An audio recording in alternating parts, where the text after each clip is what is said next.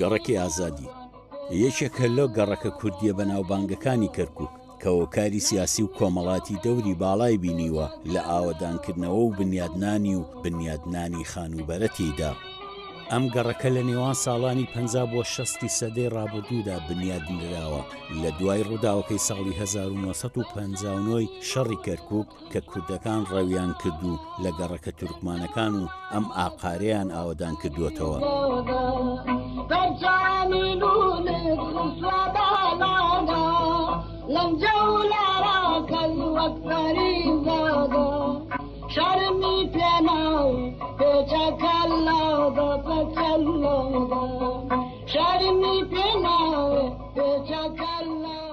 لەبەرەوەی شوێنەکەی پێگەیەکی گرنگی هەبووە لە باوەشی ناوچە کوردیەکان هێڵی پێکەوە بەستنەوە بووە لە نێوان چەمچەماڵ و تەشێ و سلێمانی.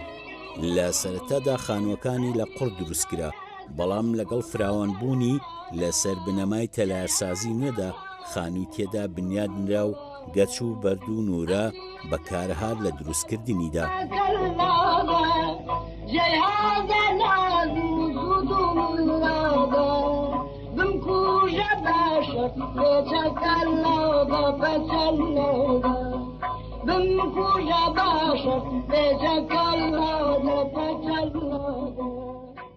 ئەم گەڕەکە کەوتوتە بەشی سەرووی پارێزگاکە کە لە خوارەوە هاوسنوورە لەگەڵ گەڕەکی ئیسکان و لەسەرەوە هاوسنوورە لەگەڵ گەڕەشی بارودخانە و ڕێگای سلێمانی.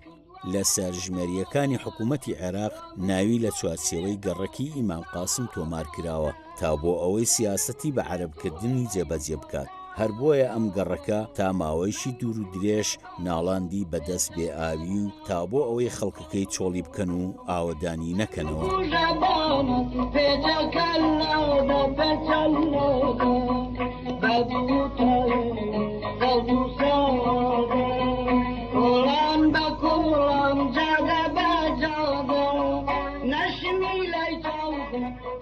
لە کەسایەتی و بنەماڵە بەناوبانگەکانی ئەم گەڕەکە ماڵی شێخ ڕەشید، غەریب عەلیزەچی، عەبدولواحید، ئیبراهیم قارەمان، شێخ عیزەدین، جەبار ئاسۆ، سەید جومعە، ئەحمەد قەرەوەیس، کەریم مزەمید، محەممەد وەلی، محمود شاکیر، مستەفا چاچی، محەممەد کەریم، عوسمانی گۆگجەیی، قادر گۆگجەیی، ئەنوەر حەسەن، عەبدوسەلام محەممەدەمین، شێخ حەسین.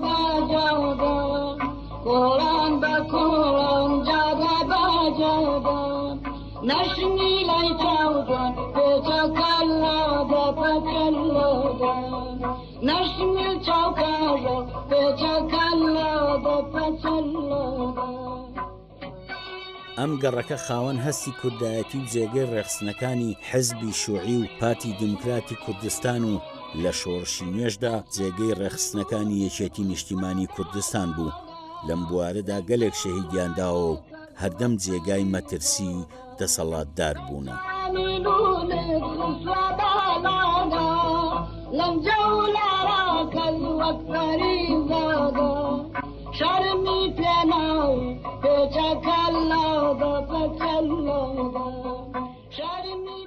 دەربارەی بنەڕەتی ناوەکەی ئازادی لەلایەن لایەنگرانی حیزبی شووعیەوە کە بەردەوام لە چایخانەکەی شێخ سیدیقدا دەنیشتن و وەکو خۆشەویستیەک بۆ گۆڤاری ئازادی حیزبی شووعی جەبار پیرۆزخان ناوی گەڕەکەی ناونا گەڕەکی ئازادی و لە خۆشەویستیەوە بۆ ناوەکەی جێگەی خۆی گرت کە لەو کاتەدا لایەنگرانی پارتی دیموکراتیش بەرهەڵستی ناوەکەیان نەکرد.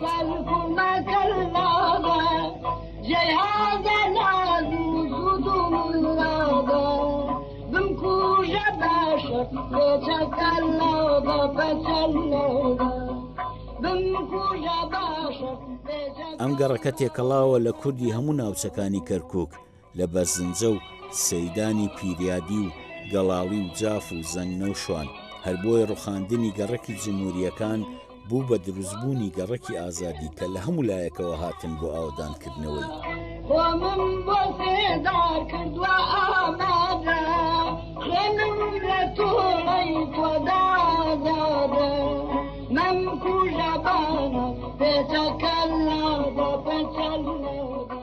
مستەفا چایەتی وەکو کەسایەتیەکی خۆشەویست ناوی دێت و ئازادی پێ بەناوبانگە. لە سەرەتادا لە ساڵی 1956 کەپرێکی لەسەر زەوی حاجی عیززەت ئاغا دامەزراند و کردی بە چایخانە لە بینی ئیسکان و ئازادی لەسەر ڕێگای کۆنەکەی سلێمانی. لە دوای چەند ساڵێک گواستەوە بۆ ناو ئازادی و لە سەرەتادا کردی بە کەپر و لە دواییدا بە دوکان کە بەردەوام بوو لە کارەکەی تا ساڵی 1974 کە شەهید کرا لەگەڵ پۆلێک لە لاوانی ڕێخستنەکانی پارتی دموکراتی کوردستان تاکو ئێستاکەش شوێنەکەی بەناوبانگە بە چایخانەکەی مستەفا چایچی.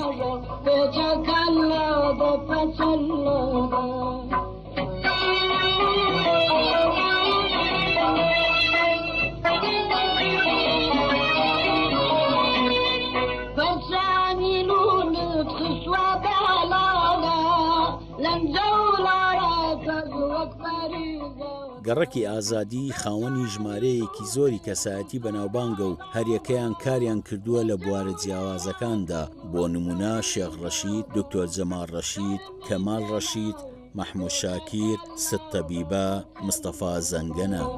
شارمی پێناوێ پێچەکەل لە بەپەچەل